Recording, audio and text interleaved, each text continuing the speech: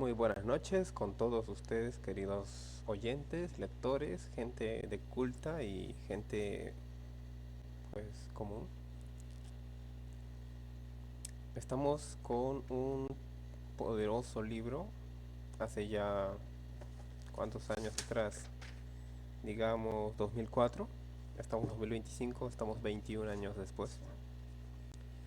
Escrito por Lynn Picnic y Cliff Prince. Este libro se titula La revelación de los templarios. Creo que antes lo mencioné de forma errónea, dije rebelión, pero no, revelación. Realmente se trata en este libro de dar un sentido a la religión cristiana, un sentido más realista, con temas coyunturales, sociales, políticos, misterios, la importancia de la mujer, una reivindicación por ella. Creo que es preciso este libro para el mes de marzo, aunque ya se podría decir que este dichoso mes de marzo termina el día de hoy. Gustosamente voy a leer el capítulo 8, qué terrible es este lugar, pero en nuestra serie de videos vamos en la parte número, lo que vendría a ser 11 si no me equivoco. A ver, por acá lo tengo. Sí, la parte 11. Eh, Bien, vamos a continuar. El capítulo 8, qué terrible es este lugar. René Lechetiu es un lugar común del ocultismo, hoy casi del mismo género que el mismo Grial y no menos inaccesible, pero también es el lugar real y para allá fuimos en el decurso de nuestras pesquisas. Podríamos compararlo con lo que significa Glastonbury en Gran Bretaña, ya que ambos tienen un corazón lleno de profundo misterio y se han originado teorías y mitos alucinantes, pero muy extendidos. René Lechetiu está en Naude, un departamento de Languedoc, cerca de la ciudad de Limoux, cuyo nombre toma una prestigiosa banquete que da un vino de aguja en una comarca que se llamó Reis o Races durante los siglos octavo y noveno, desde el pueblo de Cuiza, unos paneles que de considerable tamaño venían a la comarcal por donde se va al Domaine de I a B Sourniere. El viajero que haga caso de ellos se hallará en la curiosa espiral ascendente que conduce a la cima donde está la aldea de René Le Chateau. Para nosotros lo mismo que para otros, muchos en estos tiempos, es una excursión emocionante. Estamos, recuerden, relatando la travesía de estos dos autores, que uno una dama, el otro un varón. Lynn Picnic es la mujer y Clive Prince, su viaje por Europa, por Francia, por distintos lugares para tratar de encontrar una razón sobre los templarios, su origen, su importancia en la iglesia católica, su caída, sus posteriores aportes, grandes personajes ilustres, el arte sobre todo, el arte es gran influyente, la sexualidad que es muy importante. Entonces se sitúan en varios sitios, varios lugares, Francia, en Europa, distintos pueblos. Realmente me gustaría conocer un poco más, tener un poco más de cultura para poder ilustrar un poco mejor aquí, pero no la hay. Así que solo voy a leer. Vale. Para nosotros lo mismo que para otros muchos, en estos tiempos es una excursión emocionante, gracias principalmente a The Holy Blood and the Holy Green, pero también a la propaganda oral del mito. Esta subida a un monte de Francia cobra en sí mismo cierto carácter de viaje iniciático. Sin embargo, el lugar donde por lo general se detienen los visitantes resulta muy procarioso. Al entrar en el pueblo recalamos inevitablemente en la explanada para los automóviles y una grande rue bastante estrecha que no tiene oficina de correos ni un departamento, pero sí una librería esotérica, un bar-restaurante, ruinoso castillo que presta su nombre a la población y varias calles por donde se accede a la famosa iglesuela y a la presbiterial. El lugar tiene una historia siniestra y una reputación todavía más lóbrega,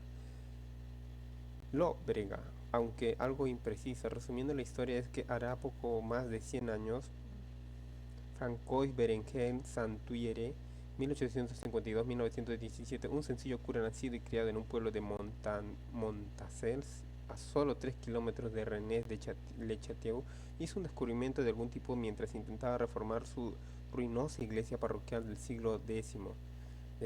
Como consecuencia de dicho descubrimiento, sea que éste tuviese un valor intrínseco o porque condujese a otra cosa susceptible de explotación financiera, se hizo inmensamente rico.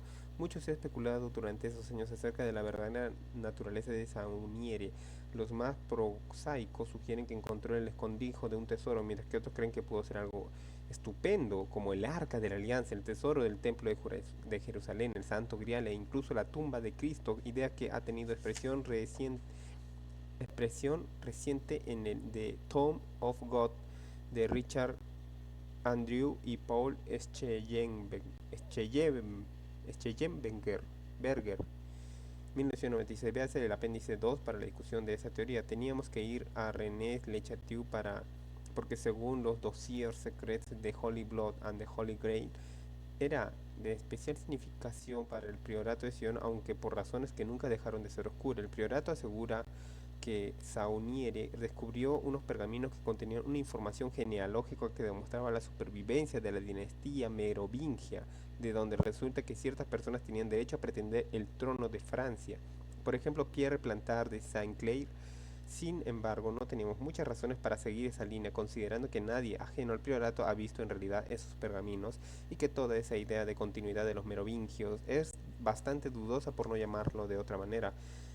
Pero hay otro fallo importante, otra incongruencia garrafal en la narración del priorato. Si realmente hubiese perseverado durante tantos siglos solo para defender a los descendientes de los merovingios, era curioso que saludase con tanto entusiasmo una información que venía a decirles quiénes eran esos descendientes. Seguramente debían de conocer a aquellos a quienes habían jurado proteger, o de lo contrario les habría faltado el celo fanático necesario para preservar su propia organización durante tantísimo tiempo. Obviamente no se podía comprobar mucho en lo que era esencialmente una justificación retrospectiva de su raison d'être, si queremos describir el caso con moderación. No obstante, nos intriga la importancia que atribuía el priorato a esa aldea. Se nos ocurría dos motivos posibles. Primero, que la aldea fuese efectivamente importante para ellos, aunque no por los motivos pretendidos en los dossiers. Segundo, que la historia de Sauniere no tuviese ninguna relación con el priorato en realidad, y que éste hubiese decidido apropiarse del misterio para explotarlo en favor de sus propios fines. Y vamos a averiguar cuál de estas dos posibilidades se acercaba más a la verdad.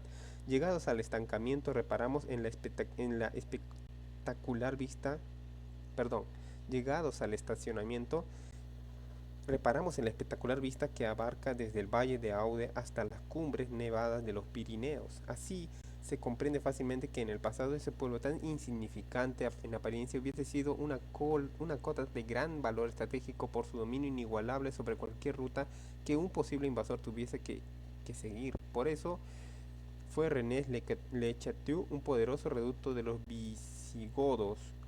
Algunos incluso le identifican con la ciudad perdida de Redae, en otros tiempos comparable con Carcassonne o Narbonne, aunque resulta difícil imaginar dónde se oculta la agitada metrópoli de antaño. El caserío aislado que vemos hoy, sin embargo, René Le Château conserva una atracción magnética. Con menos de 100 habitantes de derecho, recibe más de 25.000 visitantes al año. La torre de las aguas, que se alza en la misma explanada, ostenta los siglos zodiacales y la misma ornamentación se repite sobre las puertas de algunas casas. La decepción es grande cuando averiguamos que se trata de una costumbre de toda la comarca, pero todas las miradas se vuelven hacia el extravagante edificio colgado como un nido de águila sobre el despeñadero, al borde mismo de la cima, en donde estuvo Sauniere, su biblioteca privada y su estudio, conocido como la Tour Magdala, y por su domain recientemente abierto al público.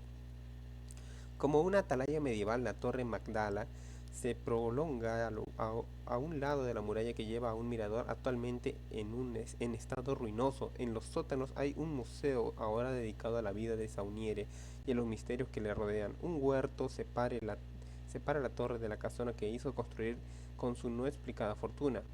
La Villa Betania, algunas habitaciones de la cual se han abierto a sí mismo a los visitantes. Debajo de ella se accede por un sendero de grava a una gruta construida por el sacerdote con piedras que él mismo sacó del valle cercano.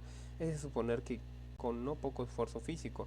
De ahí se pasa al cementerio de la aldea y la desvencijada iglesia que está dedicada a Santa Magdalena. Sorprende verla tan pequeña, habida cuenta de la fama que ha alcanzado, pero la posible decepción queda más que compensada por la extravagante ornamentación justamente famosa que dispuse el Abbé Sauniere. En esto al menos todavía logra suscitar asombro. Sobre el, a- sobre el atrio que exhibe unos pájaros de escaloya casi cómicamente triviales y baldosas amarillas quebradas están esculpidas las palabras Terribilis es locus iste o qué terrible es este lugar. Este latín es una cita del Génesis 28:17, la cual queda contemplada en la bóveda del atrio, nada menos que la casa de Dios y la puerta del cielo. Una figura de María Magdalena preside la puerta y el tímpano está ornamentado con un triángulo equilátero y un bajorrelieve de rosas con una cruz. Pero lo que más sorprende es la presencia de un demonio de escaloyo horrorosamente contorsionado y puesto a manera de guardián dentro del atrio y antes de la entrada del templo.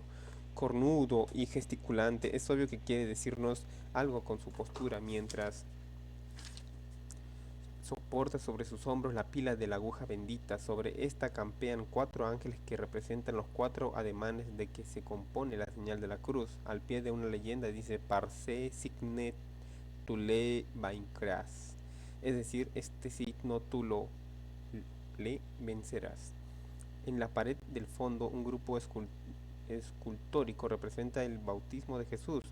La postura del bautizado refleja exactamente la del demonio del agua bendita. Ambos, el demonio y Jesús, miran a un punto determinado del suelo cuyas baldosas forman escaques en blanco y negro.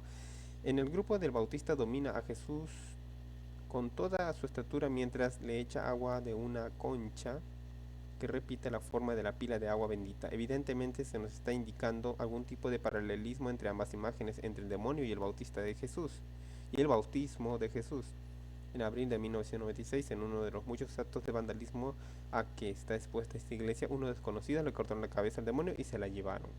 De pie sobre el ajedrez de las baldosas y mientras paseamos la vista en el derredor, observamos esta pequeña iglesia parroquial de Santa María Magdalena. A primera vista parece un ejemplo bastante típico de los templos católicos de su época y ubicación geográfica excesivamente recargada de santos de escaloya pintados en colores chillones como San Antonio del Ermitaño y San Roque contienen los parámetros habituales, pero vale la pena contemplarlos con detenimiento porque la mayoría presentan al menos un rasgo distintivo. Los pasos del Vía Crucis, por ejemplo, van en sentido contrario a las agujas de reloj, lo que no es corriente. Incluye aquí un adolescente con falda escocesa y un negrito. El tornavoz del púlpito tiene la figura del templo de Salomón. El frontis del altar ostenta un bajo relieve que, según se cuenta, era el orgullo y la niña de los ojos de Sauniere, quien aportó personalmente los últimos toques. Representa una Magdalena con manto de oro que tiene frente a sí un libro abierto y una calavera junto a las rodillas, entrecruzando los dedos en la curiosa postura que se llama la T. Delante de ella hay una cruz hecha con un corvillo vivo, como manifiesta la rama que retorna con algunas hojas hacia la mitad del tronco a sus espaldas, más allá de la gruta rocosa desde donde está arrodillada se entrevé la silueta de una construcción recordada contra el cielo. El cráneo y el libro abierto son elementos admitidos en la iconografía usual de la Magdalena, pero curiosamente falta la convencional ánfora o jarra de la esencia de nardos. También la vemos a ella en el vitral que está sobre el altar, donde parece asomar por debajo de la mesa para ungir los pies de Jesús con la preciosa esencia.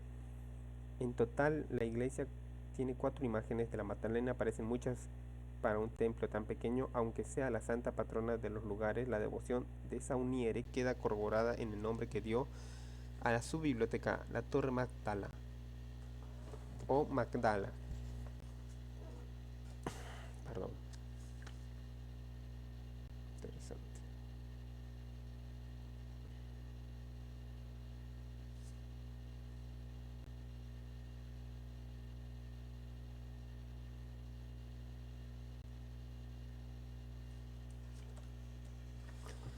Y en el de su casa, la villa Betania, que recuerda a la población donde vivía según los evangelios la familia formada por Lázaro, Marta y María.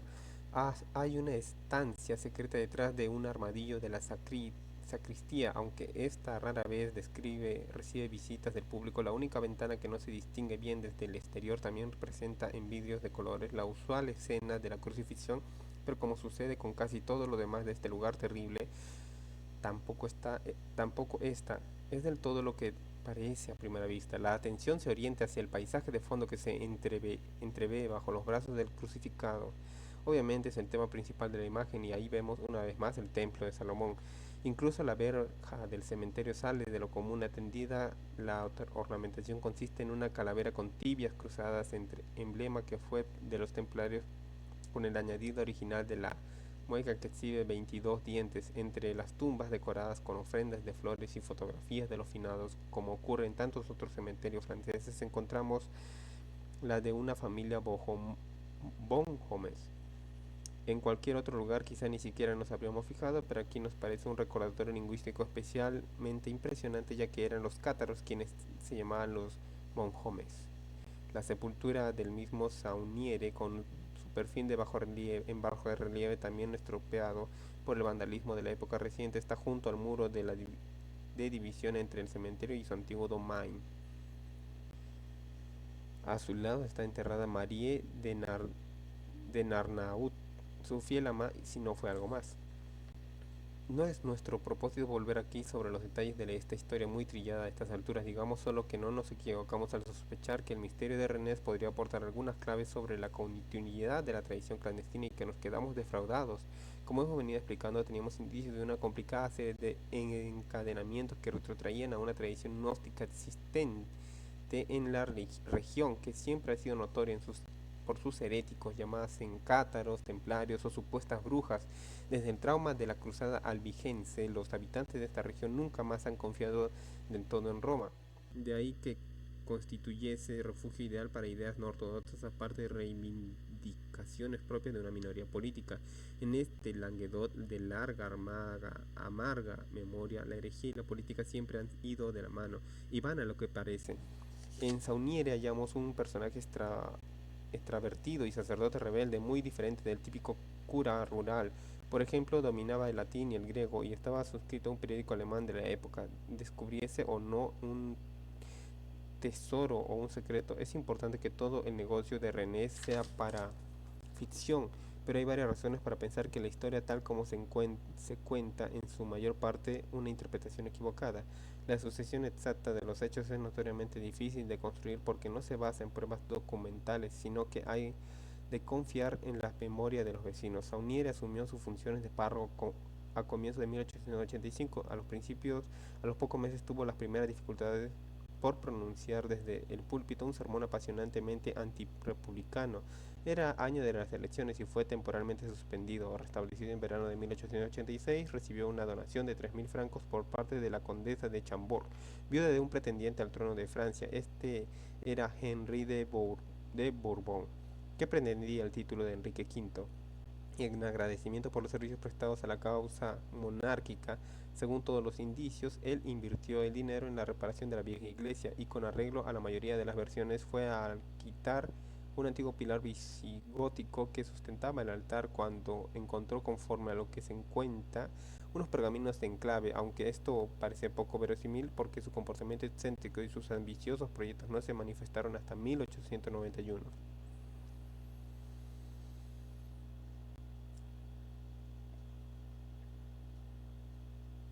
Debió de ser por entonces cuando el acólito Antoine Captier encontró algo importante Algunos dicen que es un cilindro de madera, otros que una redoma de vidrio. En cualquier caso, se cree que contenía unos pergaminos enrollados en unos documentos parecidos que entregó a Saunier,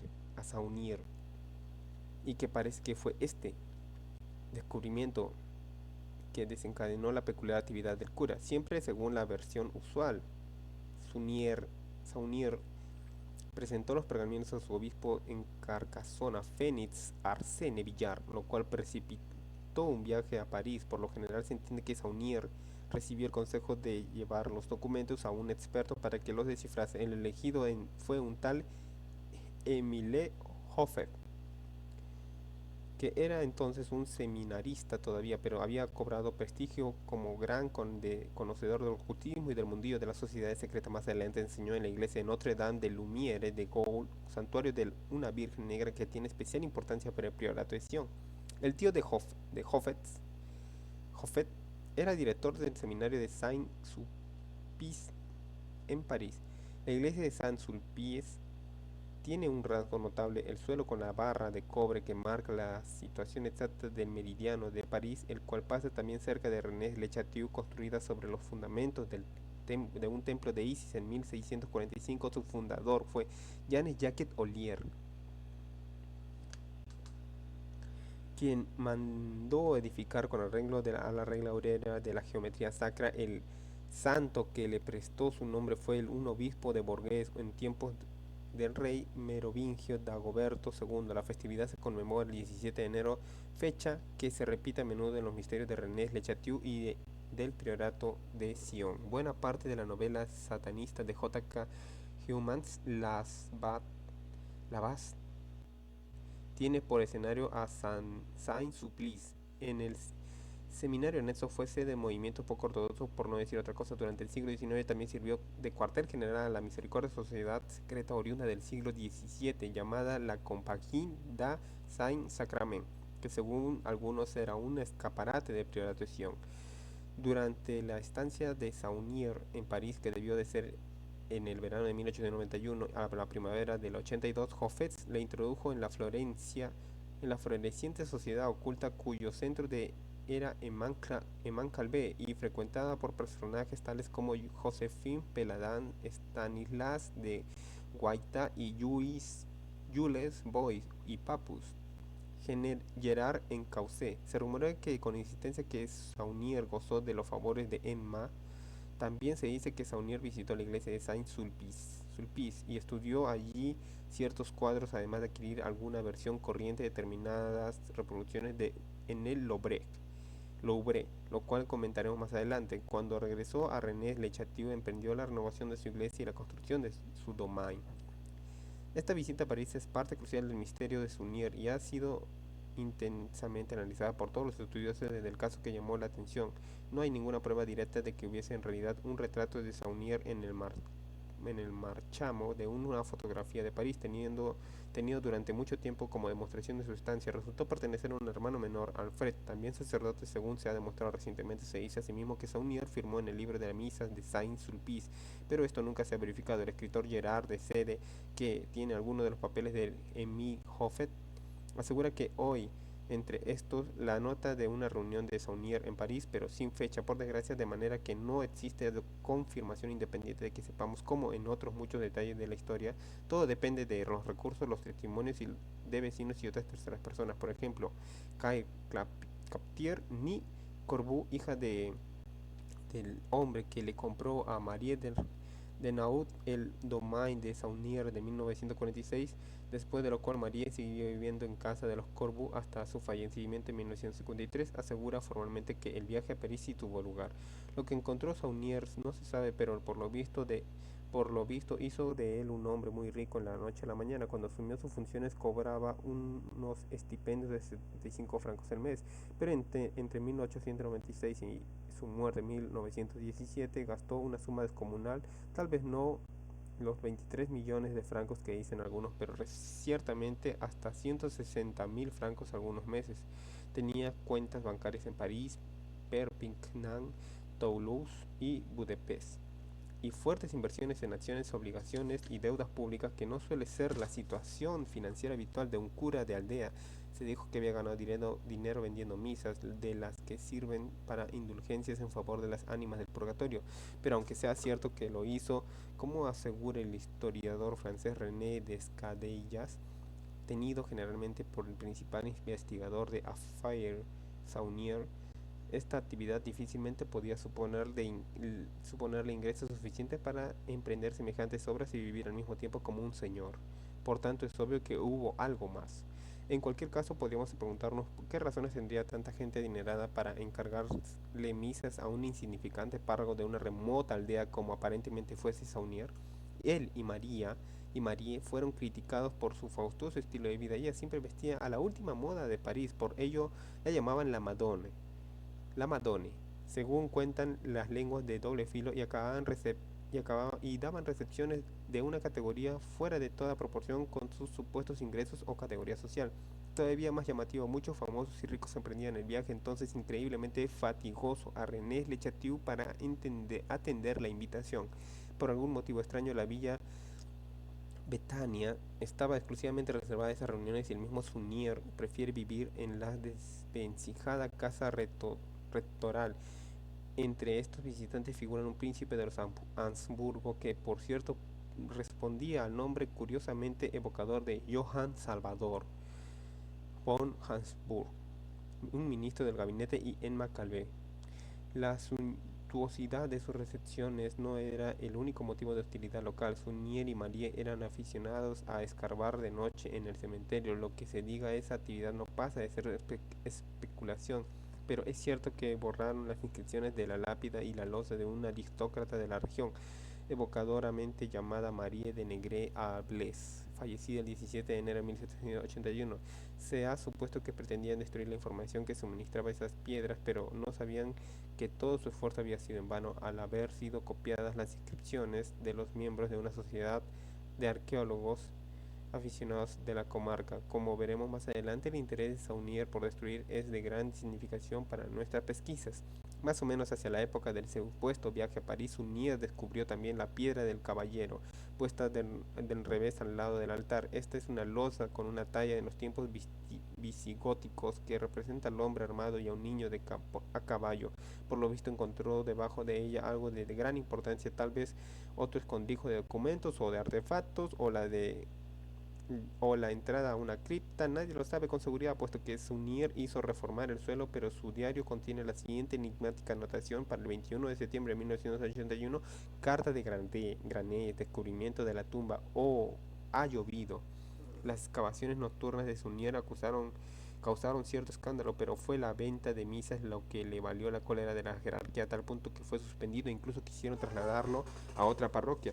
Pero él se quedó tosudamente viviendo en Rennes Le Chateau con Marie, en abierto desafío contra la autoridad, y cuando llegó el sustituto enviado por la iglesia, celebró misas extraoficiales en Villa Betania, a las que asistían los vecinos de la aldea, quienes siguieron fieles a su antiguo párroco.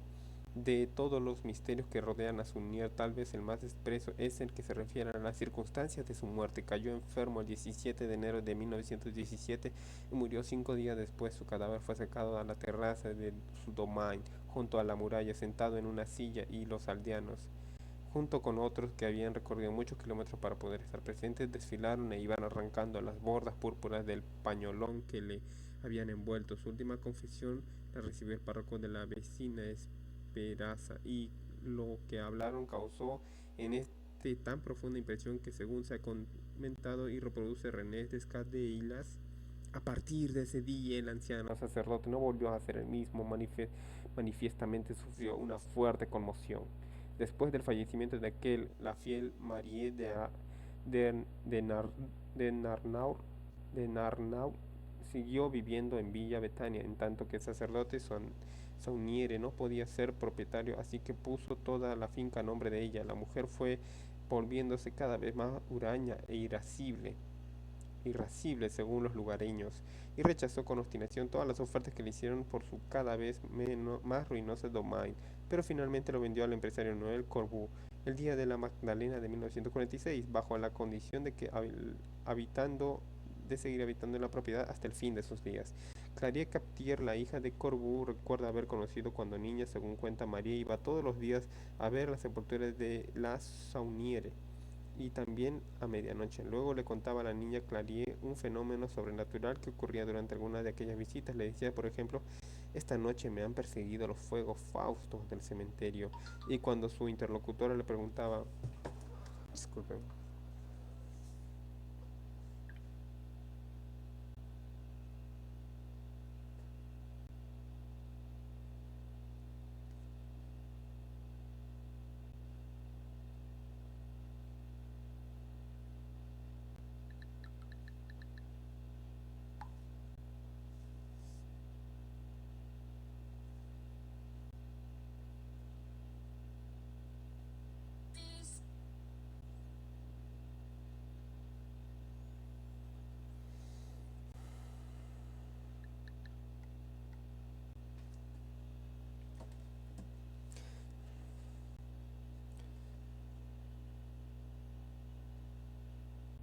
y cuando su interlocutora le preguntaba si había tenido miedo, ella contestaba, estoy acostumbrada.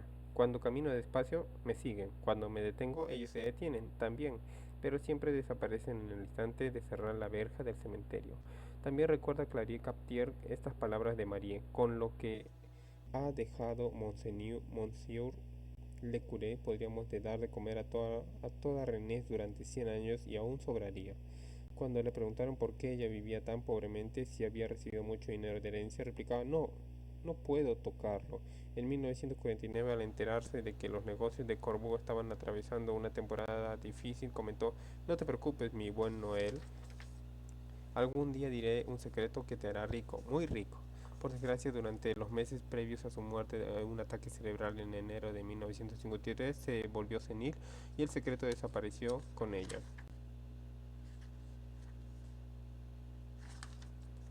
¿Qué significado podríamos atribuir a la historia de Saunier? Todo parece indicar que recibía dinero de alguna entidad remota a condición de que permaneciese en la aldea, ya que decidió quedarse incluso cuando ya era rico y había dejado de ser el párroco, aunque quizá los pagos fueron irregulares. En efecto, su fortuna no consistió en una cantidad enorme adquirida de una sola vez, como han apuntado algunos, sino que su situación financiera sufría altibajos de vez en cuando, atravesó una temporada baja y luego apenas unos meses más tarde reanudaba su estilo de vida lujoso.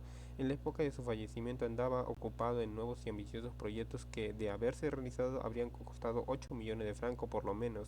Entonces la carretera de acceso al pueblo, porque pensaba comprarse un automóvil, llevaba el agua corriente a todas las casas, establecer un baptisterio exterior y erigir una torre de 70 metros de altura desde la cual llamaría a sus parroquianos a la oración.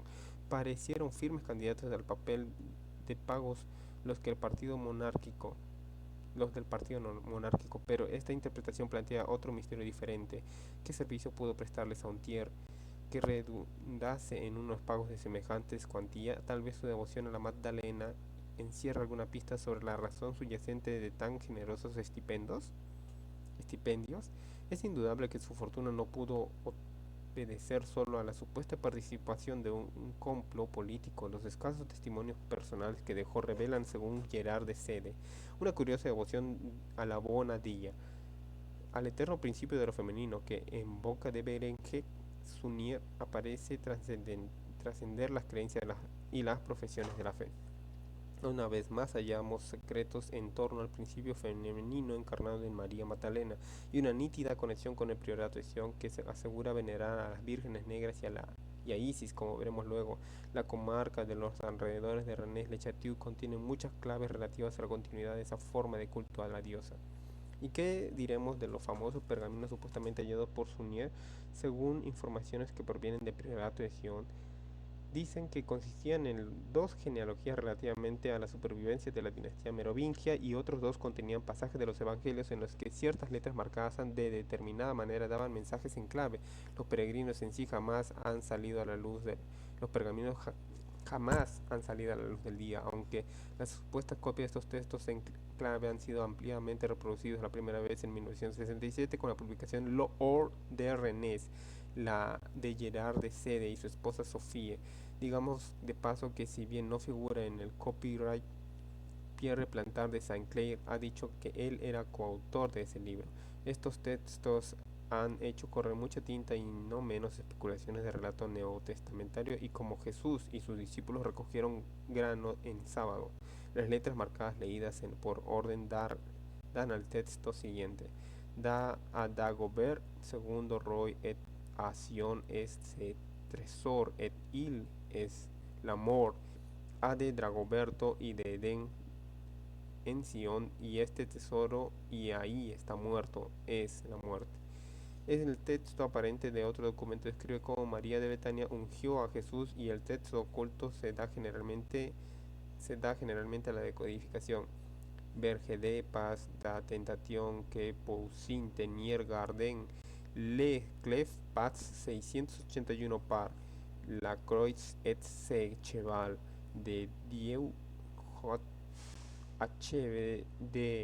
HBC Daemon de Guardian a midi pomes blues pastora no haya tentación que Poussin Teniers tiene la llave la clave Paz 681 por la cruz y este caballo de Dios que voy a cargar, que voy a acabar o rematar este demonio guardián a mediodía o al sur, manzanas azules.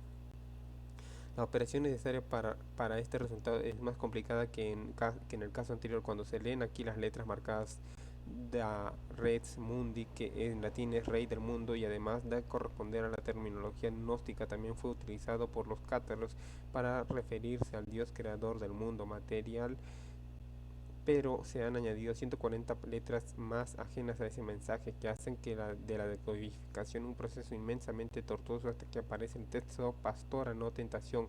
Observamos de paso que es interesante que el inventor del sistema utilizado en este fue un alquimista francés, Blasier de Vignere, que fue secretario de Lorenzo de Médicis.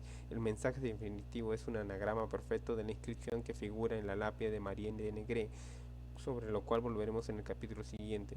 Aunque no se puede dudar de que las decodificaciones son exactas, su interpretación o el sentido que quepa atribuir a estos textos ha dado lugar a muchas tentativas ingeniosas y muchas veces altamente imaginativas. La más reciente de ellas es el momento de describir estas líneas es la de Andrew y Schleiermacher, que analizaremos en el apéndice 2. El problema con estos pergaminos es que Philip de Cherisey, un asociado de Pierre Plantard de Saint-Clair y probable sucesor suyo como gran maestre del priorato de Sion en 1984, admitió más adelante en 1956 que los había fabricado él, interrogado al respecto por los autores de The Holy Blood and the Holy Grail en 1979. El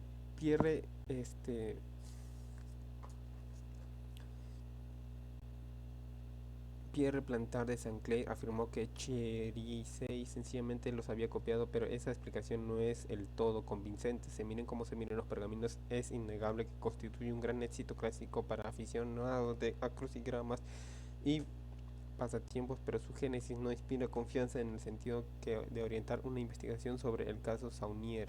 Pero si el cura no descubrió pergaminos, tal vez encontró un tesoro de alguna especie, como muchos siguen creyendo firmemente. Es verdad que descubrió en la iglesia un pequeño escondite de monedas y joyas antiguas, pero como toda la región abunda mucho restos arqueológicos, tal descubrimiento difícilmente habría explicado el interés que suscitó la historia de Saunier.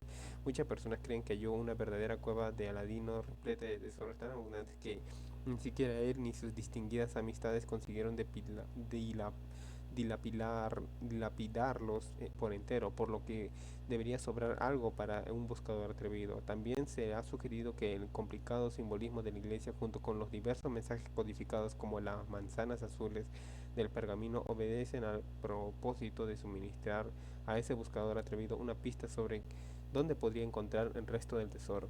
Por más que esta versión resulte romántica y es absurda, en primer lugar deja sin explicación los ocasionales apuros económicos del descubridor. En segundo lugar, si trazó mapas del tesoro, aunque estuviesen envueltos en el simbolismo de su iglesia, no era lo más inteligente que podía hacer, supuesto que preferiría guardarse el dinero para gastarlo a él. A fin de cuentas, si toda la iglesia no es más que un mapa del gran tamaño de un tesoro, los símbolos utilizados son sumamente extraños y esotéricos. Repetimos, si quería quedarse con el dinero no se le habría ocurrido trazar un mapa expuesto a todo el mundo, por más arcano que resultase, y si quería que solo determinadas personas supieran dónde estaba. No habría bastado con decírselo. Por otra parte, el hecho de que él hubiese encontrado un tesoro no justifica por qué acudían a visitarle en su remota parroquia de la montaña tantos personajes ricos e influyentes. Teniendo en cuenta todos los indicios, se diría que Saunier estaba pagado por alguien que tendría sus motivos y por algún servicio que implicaba su permanencia en René Le Château, donde se empeñó a seguir residiendo pese a haber recibido la orden de traslado, y lo que desde luego le... Agua, necesito mucha agua. Ya. Revelan sus actividades que buscaba algo más extravagante, más las excavaciones nocturnas en el cementerio, las numerosas excursiones por la comarca, incluso otros viajes más largos a localidades distintas, en muchas veces se le llevaban varios días seguidos. Tan importante era que se le creyese presente en el René Le Château que durante sus ausencias Marie Narnaud escuchaba regularmente el correo. En respuesta a la correspondencia recibía unas cartas preparadas de antemano que contenían excusas convencionales en las cuales decía que él de momento se hallaba demasiado ocupado para atender el asunto. Algunas de estas contestaciones prefabricadas se hallaron entre sus papeles después de su muerte. En 1995 apareció una nueva aportación al caso Saunier cuando el especialista en temas esotéricos André Dosset presentó una maqueta o modelo en escaloya que representa un paisaje en relieve supuestamente cargado por Saunier poco después de su fallecimiento. Representan unas colinas y unos valles y lo que parecen ríos que discurren por estos. Es una ladera y un edificio cuadrado, la única construcción visible a lo que se pretende. Describe los alrededores de Jerusalén con lugares bíblicos como los huertos de Getsemaní y el Gólgota, pero sucede que el paisaje de la maquete no se parece en nada a la de Jerusalén. Quizás representa en realidad a los alrededores de René Le Château. ¿Sería posible que Saunier hubiese proyectado convertir su tierra natal en la Nueva Jerusalén? Puede uno pasarse la vida entera estudiando las posibilidades del misterio de René Le Château. A lo mejor consiste en su verdadera función, servir de magnífica obra de diversión. Pues, aunque es indudable su importancia, distrae y desvía la atención de otras preocupaciones no menos sugestivas que la comarca ofrece.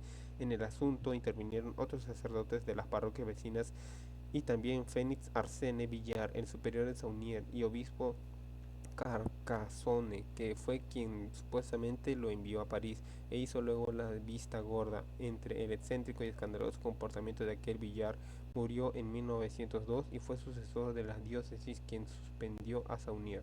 Del mismo Villar se dice que estuvo implicado en algunos negocios financieros dudosos.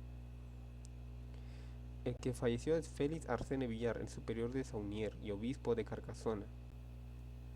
El más conocido de este círculo de sacerdotes que tuvieron relación con Saunier es el abbé Henri Baudec, 1867-1915, que fue cura de Rennes-les-Bains desde 1872, hombre prudente, erudito y reservado con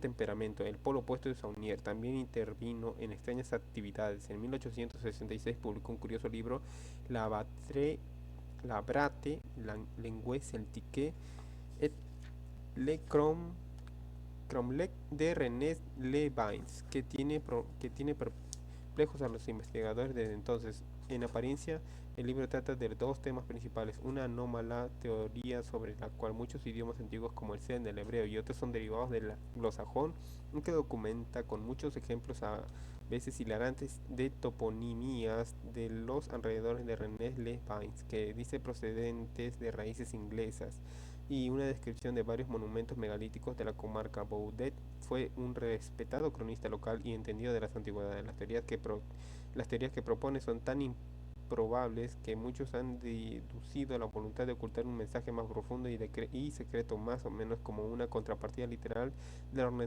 la ornamentación puesta por Saunier en su iglesia. Algunos llegan al punto de sugerir que ambas se complementan mutuamente y que juntas proporcionan la clave completa para encontrar el tesoro. Si es así, nadie ha conseguido todavía descifrarla satisfactoriamente. El libro de Boudet sigue siendo hoy tan misterioso que como el día que apareció. Tuvo además otras actividades similares a las de Saunier, pues se sabe que alteró inscripciones en el cementerio de su iglesia y cambió de lugar mojones de los alrededores. Algunos creen que fue Boudet la verdadera eminencia gris que inspiró los trabajos de construcción de Saunier y le sugirió, como lo hizo Pierre Plantard de Saint-Clair, sin que se sepa con qué justificación, que Boudet había sido el pagador de Saunier, pero también existe una relación más directa entre Baudet y este actor tan del complicado misterio. El mismo Plantar de Saint-Clair prologó en 1978 la edición facsimilar de La Braille Langue Celtique, y además es propietario de fincas cerca de Rennes-les-Bains. Por otra parte, en el cementerio de la iglesia que fue de Baudet puede verse un testigo que indica la parcela reservada por Plantar de Saint-Clair por su propio enterramiento. Otro clérigo contemporáneo de Saunier fue el abbé Antonio Gelis, párroco de la aldea de Coustaza, que se hallaba a la otra orilla del valle de Sals. Según se mira desde Rennes-le-Château, el 1 de noviembre de 1897, el anciano Gelis, pues contaba con 70 años, fue hallado salvajemente asesinado. Había recibido repetidos y fortísimos golpes en la cabeza, asestado, según los indicios, por una persona quien había dejado entrar a su casa rectoral y con quien estaba conversando. Es de notar que Gelis era amigo de Saunier. El 29 de septiembre de 1891 se anotó en su diario que había tenido una reunión con él y otros más, es decir, solo 8 días después del apunte que consigna el descubrimiento de una tumba. En la época previa a su muerte, Geli vivió presa de gran amor, a lo que pareció atendido que cerraba la puerta con llave y solo abría a su sobrina, que estaba encargada de llevarles la comida, y recientemente había realizado un negocio de mucho dinero, unos 14.000 francos, cuya naturaleza nada se supo. Los testimonios escondidos en su casa lo tenía escondido en su casa y en la iglesia, y dejó papeles que llevaban los escondrijos. Sin embargo, casi todo el dinero que yo allí después del crimen, el asesino, que nunca fue descubierto, había registrado la casa, pero descuidó 800 francos que estaban sobre la cómoda, así como un papel con las palabras escritas "Viva Angelina". Pues así pues, de los móviles del crimen tampoco se llegó a saber. En el asesinato de Angelis intervinieron varios factores muy extraños. La lápida en el cementerio de Constanza es la única que está orientada de cara a Rennes-le-Château, tanto así que resulta perfectamente visible desde la altura opuesta. En la tumba aparece el emblema de la Rosa Cruz, y aunque el brutal asesinato de un párroco anciano y frágil conmovió a la población de toda la comarca, la diócesis dio muestras de desear que se diese carpetazo al asunto cuanto antes. Cuando Gerard de Sede intentó investigarlo a comienzos de los años 70, no encontró ningún registro de crimen en los archivos diocesanos de la Carcasona. No fue hasta 1975 cuando dos abogados reconstruyeron el suceso a partir de los archivos de la policía local y de los tribunales. Algunos llegan al extremo de sugerir que Saunier tuvo que ver con el asesinato de Gelis, pero esto es pura especulación. No obstante, parece cierto que estaba ocurriendo algo siniestro con los curas en la región de Rennes-le-Château. Indudablemente la población de Rennes-le-Château tiene importancia en sí misma, pero quizás ha concitado demasiada atención si tenemos presente que toda la comarca se lleva profundamente saturada de misterios. No pocos investigadores admiten que hay en las cercanías otros sitios también interesantes y extraños, pero tienden a mirarlos como telón de fondo del caso Saunier. Pero si este hizo un descubrimiento, son muchos los lugares donde pudo hacerlo. Aparte, varias ausencias largas quedaron días o semanas enteras. Se sabe que realizaba muchas excursiones en los alrededores, y sus entusiastas expediciones de caza o de pesca tal vez le servían para encubrir la otra actividad. Los dossiers secretos dicen sin más amagues que Saunier trabajaba para el priorato de Sion, pero pueden demostrarse que este tuviese influencia por allí. Hemos visto que podría Plantar de Saint-Clair tiene cerca de Rennes-les-Bains propiedades, y en esta una sepultura reservada para él, pero reflejan de alguna manera en la comarca las preocupaciones que afectan a la organización. Lo extraño sería que no fuese así. Vista de la extraordinaria cultura de las sociedades secretas entrecruzadas que impera en Languedoc, en realidad un estudio de Rennes y la región circundante descubre muchas pistas, y no solo acerca del priorato, sino también tocante a una tradición clandestina más amplia y cuya existencia ya veníamos sospechando, y averiguamos que lo podríamos llamar la gran herejía europea, la extrema veneración o tal vez el culto secreto a María Magdalena y Juan el Bautista. Está bien representada aquí. Existe una notable proliferación de iglesias consagradas al Bautista en esta comarca. A veces conforman cúmulos, por ejemplo los tres San Juan de la pequeña zona de Belzebé-du-Races, por cierto, que buena parte de esta región recibe el nombre de la Magdalene. Conviene saber también que la iglesia actual de la Magdalena en Rennes-le-Château era en otro tiempo sencillamente la capilla del castillo y que el pueblo tenía otra iglesia consagrada a Juan Bautista. Quedó destruida en el siglo XIV cuando Rennes-le-Château fue tomada por tropas de un noble español. Según se cuenta, la desmontó piedra a piedra creyendo que había un tesoro escondido.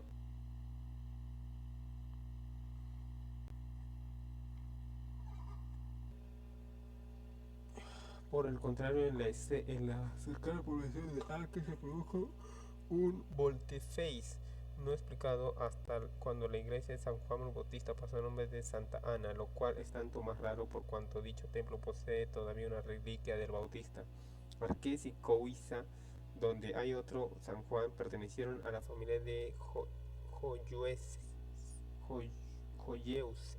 hasta 1646, cuando Enriqueta Catalina de Joyeuse vendió todas sus tierras del Languedoc a la corona francesa. Nótese que era la viuda de Carlos, duque de Guisa, y a su vez discípulo de Robert Flood, quienes fueron a buscar expresamente en Inglaterra para ofrecer el empleo de preceptor.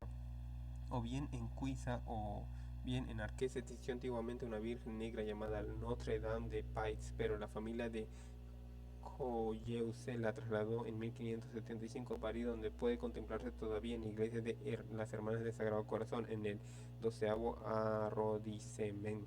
Es curioso que Saunier mantuviese correspondencia con la superiora de esta orden, y es obvio que ésta la tenía en especial consideración en una carta firmada por la hermana Augustine Marie, secretaria de la orden. El 5 de febrero de 1903 se le encargan expresamente a Saunier unas misas en homenaje a la Virgen Negra. Se ofrece una figura del niño Jesús de Praga, hoy expuesta en la Villa Betania, y se agradece en términos algo misteriosos la devoción de que habéis dado vuestras muestras hacia nuestro querido rey. Esto puede referirse a lo mismo a algún pretendiente al trono de Francia como a Jesucristo, aunque como veremos luego era otro el rey, venerado por ciertos grupos heterodoxos. Sin embargo, las palabras de la hermana Agustina María sugieren algún significado diferente, tal vez codificado con alguna curiosa insinuación de algo especial en la parroquia y los parroquianos de Rennes-le-Château. La familia de Joyeuse también construyó el templo de San Juan Bautista de Arques, que se erigió sobre las ruinas del antiguo castillo arrasado por los ejércitos de Simón de Montfort, más exactamente en el campanario actual de una pared maestra son el castillo originario. Esta es la iglesia que hemos dicho estuvo consagrada al Bautista, pero ahora es de Santa Ana, aunque ni siquiera el alcalde de Arques fue capaz de decirnos cuáles fueron los motivos del cambio. Los alcaldes hoy en día no tienen idea de nada. Su predecesor en la alcaldía durante los años 30 y 40 fue Deodat Roche, gran estudioso de la tradición esotérica de la región e inspirador de un muy serio intento de restablecer una iglesia cátara en la comarca. Uno de los tíos de Roche fue el médico de Saunier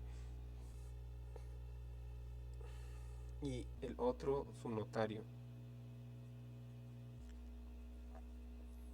A mediados de camino entre Rennes-le-Château y Limoux se halla Alais-les-Bains, que fue sede diocesana antes del traslado de esta a Carcassona en la Edad Media. Antes de sus aguas termales, Alais tuvo una gran actividad de alquimistas, de ahí era oriunda la familia de Nostradamus, y cabe que el famoso vidente residiera en la ciudad durante una temporada.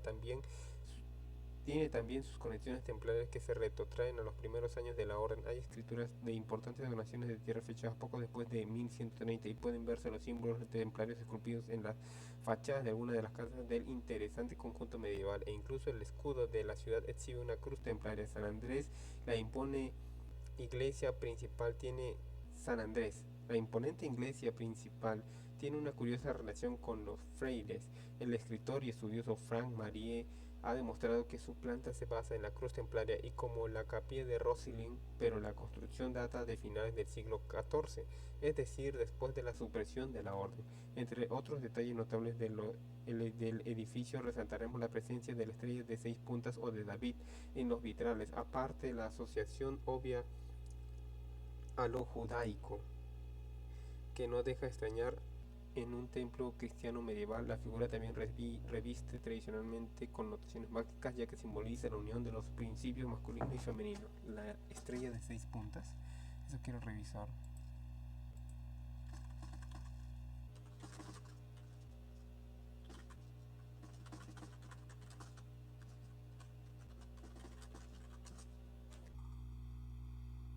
Seis puntas es un símbolo judaísmo que está formado por dos triángulos equiláteros superpuestos. Veamos una imagen. Ya, suficiente.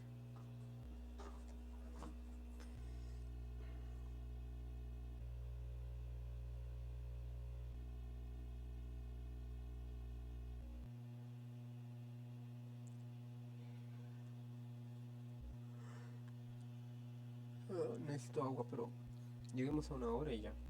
La calle principal de Alet-les-Bains es la Avenue Nicolas Pavilon, por el nombre de su obispo más famoso, que ejerció el cargo entre 1637 y 1677. Fue protagonista de acontecimientos relacionados en el priorato de Sion junto con otros dos clérigos, el famoso San Vicente Paul y Jean-Jacques Ollier, fundador de la Sociedad Sacerdotal de San Sulpicio. Pavillon inspiró la Compagnie de Saint-Sacrament, conocida también entre sus miembros como la Cábala de los Devotos. Aunque pasaba por ser una organización caritativa, hoy los historiadores admiten que fue una sociedad secreta político-religiosa que manipuló a destacados dirigentes de la época e incluso influyeron en el monarca. También acertó la Compagnie a disimular sus verdaderos móviles, que todavía hoy los historiadores no se ponen de acuerdo para decir lo que fue realmente. A veces la presentan como católica a machamartillo y otras como herética contumaz, pero como ya hemos mencionado, algunos creen que fue una tapadera para el del priorato de Sion y tuvo su sede central en el Seminario Sulpiciano de París. A uno de estos conspiradores del misterio San Vicente de Paul H. 1580-1660, que curiosamente presumía de ser entendido de la alquimia, se le venera en otro lugar que puede figurar entre los más enigmáticos del Languedoc, en la Basílica de Notre Dame de Marseille. Cita el norte de Limoux, junto a las afueras de esta ciudad, exhibe una estatua de San Vicente en demostración de que los lazaristas, es decir, la congregación de la misión, tiene la iglesia a su cargo desde 1876 y no olvida a su fundador. No olvidemos nosotros que el superior lazarista de Notre Dame de Marsella estaba siempre entre los primeros invitados a unir a las ceremonias, con lo que solía inaugurar las diversas etapas de las obras de Domaine. Este emplazamiento presenta muchos y sugerentes vínculos con las herejías que estamos investigando. Para empezar, y pese a las diferencias ortográficas entre Marseille, que no se sabe de dónde deriva, recuerda a la Magdalena por intermedio de la relación con Marselle. La basílica se construyó sobre el emplazamiento de su antiguo santuario pagano, cuya atracción era una fuente de aguas medicinal que se decía muy buenas para la vista. Tomó su nombre de una virgen negra del siglo XI que todavía puede verse en el interior y a quien se atribuyen muchos milagros. Dicho lo anterior, quizá nos sorprenda saber que esta localización perteneció en tiempos a los templarios. Fue centro de peregrinación durante muchos siglos. En el decurso de los años, y uno por u otro motivo, diversas organizaciones religiosas se han disputado el control de este lugar. En principio perteneció a la cercana abadía benedictina de Saint-Hilaire, que fue objeto de comentarios favorables durante la cruzada albigense por su actitud de neutralidad con los cátaros. En su momento dado, toda la población de Limoux quedó excomulgada por darles asilo. Durante el siglo XIII la pelea estuvo entre el arzobispo de Narbonne, los benedictinos y los dominicos. Más tarde fue necesaria la intervención del rey en una disputa sobre la propiedad del emplazamiento entre el arzobispo, el señor de Limoux, y un Guillermo de Boinicis, señor de Rennes-le-Château, el 14 de marzo de 1344, en el que se cumplía el primer siglo de la misteriosa ceremonia cátara de Montségur, la víspera de la jornada en que se entregaron a las llamas. El Papa Clemente VI adjudicó a la iglesia al Colegio de Narbona en París, que retuvo su posición hasta mediados del siglo XVII, y fue entonces cuando pasó al obispo de Alet-Bains. Por cierto que la fuente principal de las rentas del colegio en cuestión eran los ingresos de la iglesia de María Magdalena de Asille, población del Aude.